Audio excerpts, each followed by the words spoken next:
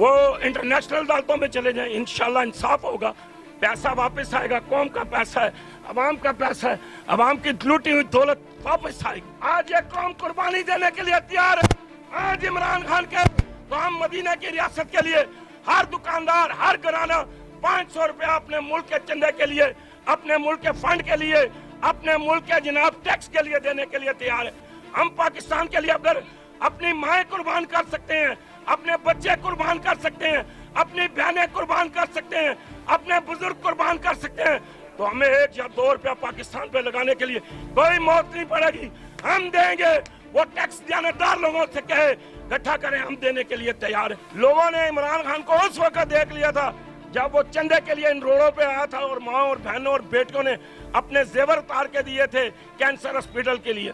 انشاءاللہ تعالی عمران خان کی حکومت چلے گی اور کوئی مائی کا لال اللہ کے بغیر اس حکومت کو لا نہیں سکتا ہے, اور انشاءاللہ تعالی یہ اگلے 5 سال بھی پورے کرے گی. السلام علیکم. وعلیکم السلام جی. اچھا, مولانا فضل الرحمان نے کہا حکومت اگلے مہینے استعفیٰ دے ورنہ ستمبر میں ہم حکومت گرا دیں, کیا کہتے ہیں اس کے بارے میں؟ سر جی, وہ ایک عالم دین ہے, ماشاءاللہ انہیں خود سمجھ ہونی چاہیے.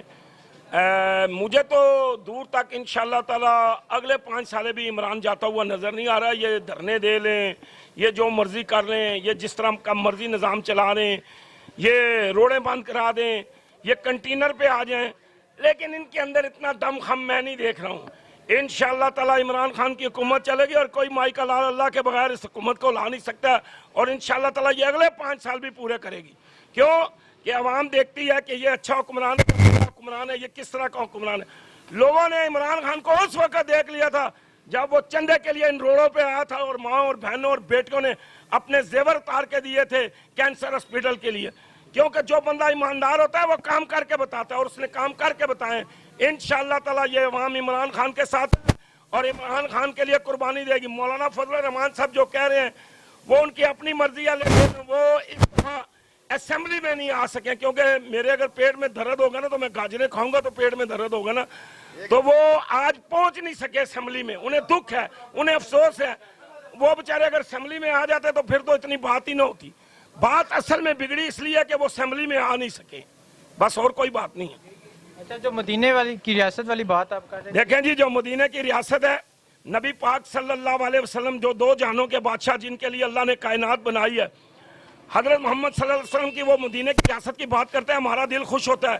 کوئی مسلمان ایسا نہیں ہے جس کے دل کے اندر یہ بات نہ ہو کہ اللہ کے نبی صلی اللہ علیہ وسلم کی مدینہ کی ریاست بن رہی ہے. اصل بات یہ ہے, اصل وجہ یہ ہے کہ جب نبی پاک صلی اللہ علیہ وسلم نے کہا نا کہ میں نے مدینہ کی ریاست بنانی ہے اور مجھے جہاد کے لیے, مجھے فلانی چیز کے لیے, مجھے فلانے کام کے لیے رقم چاہیے, تو صحابہ اکرام اپنا گھر کا سارا سامان اٹھا کے آپ نے حدیث میں پڑھا ہوگا کہ حضرت ابو بکر صدیق رضی اللہ تعالیٰ عنہ اپنے گھر کا سارا سامان لے آتے ہیں اور دیوار کے اوپر ہاتھ پھیرتے ہیں. بیٹی پوچھتی ہے ابا جان کیا ڈھونڈ رہے ہیں, تو وہ کہتی ہیں بیٹا یہاں میں نے ایک سوئی رکھی تھی, آج حضور نبی کریم صلی اللہ علیہ وسلم کو ضرورت پڑ گئی ہے, وہ میں سوئی بھی لے کے جانا چاہتا ہوں. حضرت عمر رضی اللہ تعالیٰ عنہ اپنے گھر کا آدھا سامان لے کے آئے, قربانی دی صحابہ نے. آج یہ قوم قربانی دینے کے لیے تیار ہے. آج عمران خان کے تو ہم مدینہ کی ریاست کے لیے ہر دکاندار, ہر گھرانہ 500 روپیہ اپنے ملک کے چندے کے لیے, اپنے ملک کے فنڈ کے لیے, اپنے ملک کے جناب ٹیکس کے لیے دینے کے لیے تیار ہے.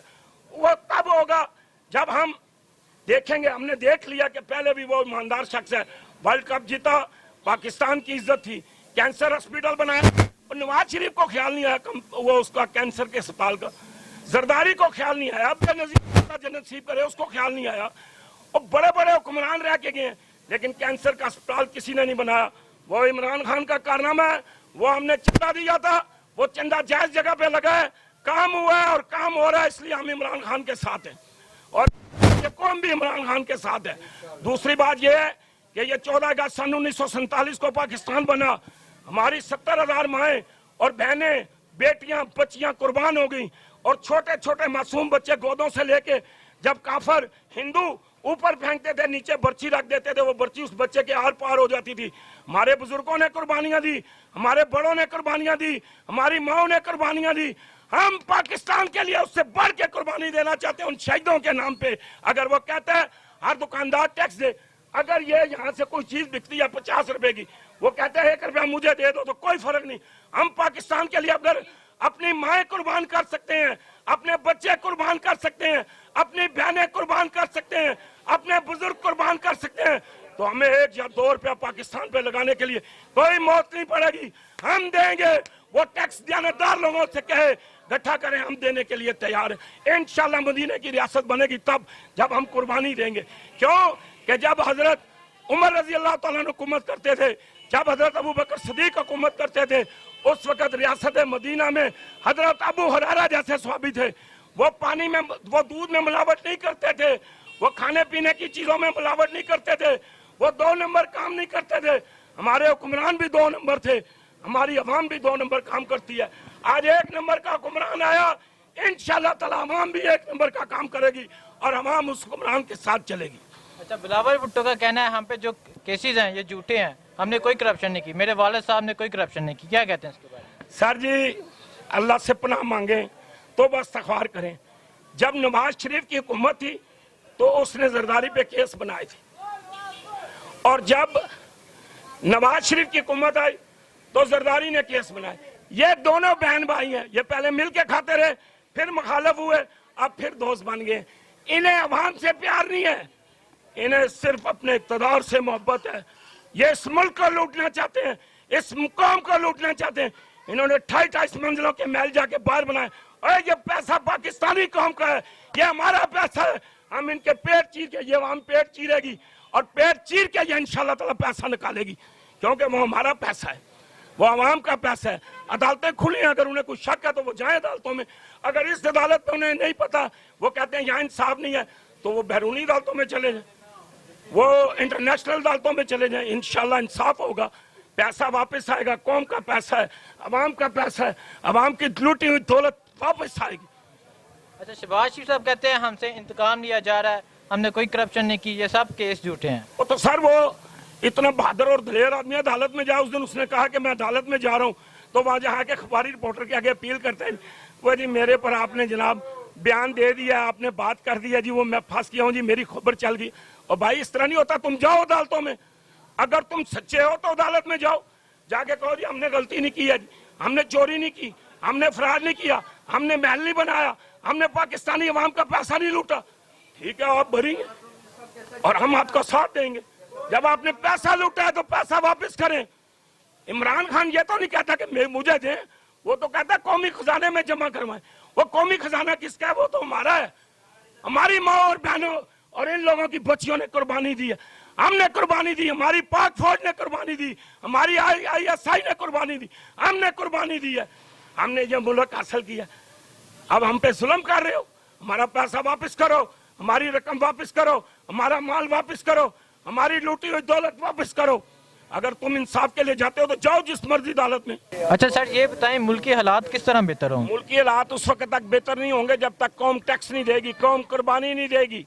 क्योंकि हमने अगर 14 का सन 1947 को कुर्बानी दी थी, आज फिर कुर्बानी का वक्त है। हम कुर्बानी देने के लिए तैयार हैं, ये वाम कुर्बानी देने के लिए तैयार है, ये कौम कुर्बानी देने के लिए तैयार है। हम पहले भी माचिस की डब्बी लेते थे, 25 पैसे देते थे। हम पहले भी पेप्सी लेते थे, 1 रुपया देते थे। हम पहले भी आटा लेते थे, टैक्स देते थे। हम पहले, आज से आप 50 साल पहले वाली सिगरेट की कोई डब्बी ले लें, उसके ऊपर बकायदा लिखा हुआ इतने की डब्बी और इतने का टैक्स है, वो तो पहले भी हम देते थे। ये है कि वो चोरों के ढाई चढ़ता था। अब एक ईमानदार बंदा है, उसने कहा जी मैं टैक्स की हिफाजत करूंगा, आपके माल की निगरानी करूंगा, आपके माल की हिफाजत करूंगा, तो हम देने के लिए तैयार है। शुक्रिया सर। अस्सलाम वालेकुम। वालेकुम सलाम। अच्छा, शहबाज शरीफ का कहना है नवाज शरीफ की जेल से जो AC हटाया गया है, ये नवाज शरीफ की जान के लिए खतरा है, इससे नवाज शरीफ के गुर्दे फेल हो सकते हैं। क्या कहते हैं इसके बारे में? मैं इसके बारे में ये कहता हूँ कि नवाज शरीफ जो है ना जेल के अंदर है। एक आम आदमी भी जेल में होता है, उसको AC नहीं मिलता, लेकिन मियाँ साहब ऐसे हैं कि जिनको AC मिला हुआ था। अगर आज AC वहाँ से हटा दिया गया तो ये अच्छा किया गया, इसलिए कि हम जितना भी मुजरम होते हैं या मुलज़म होते हैं उनको AC मिलना ही नहीं चाहिए, ना उनको AC की ज़रूरत होती है। अगर शहबाज शरीफ ये कह रहे हैं तो वो गलत कह रहे हैं। इसमें कोई गर्मी थोड़ी सी अगर हो जाती है, गरीब आदमी तो ये वहाँ जेल में मतलब वो चल रहे हैं, रह रहे हैं। क्या हर मुजरम जो है ना वो है, तो ये भी मुजरम है, तो इसके लिए तो होना चाहिए ऐसा, इसको हटाना चाहिए था। अच्छा, तो नवाज शरीफ जेल में क्यों है? नवाज शरीफ इसलिए जेल में है कि मुल्क का पूरा माल इन्होंने लूटा है, लूट के अपने महल बनाए। जैसे मैं आपको बताऊं कि मरी कश्मीर पॉइंट पे इनका महल बना हुआ है, उसके अलावा छांगला गली, जो KPK में आती है वहाँ इनका मल बना हुआ है। तो ये पैसे सारे जो है ना आवाम के थे, और उसके अलावा बाहर ये जितने भी पैसे कमा कर वहाँ ले गए हैं बाहर मुल्कों में, जिसकी वजह से आज इनको अल्लाह की तरफ से जो है ना वो जेल जाना पड़ा है, क्योंकि ज़िल्लत और इज़्ज़त देने वाला सिर्फ अल्लाह ही है, उसके अलावा कुछ भी नहीं हो सकता। जी शुक्रिया सर। Thank you.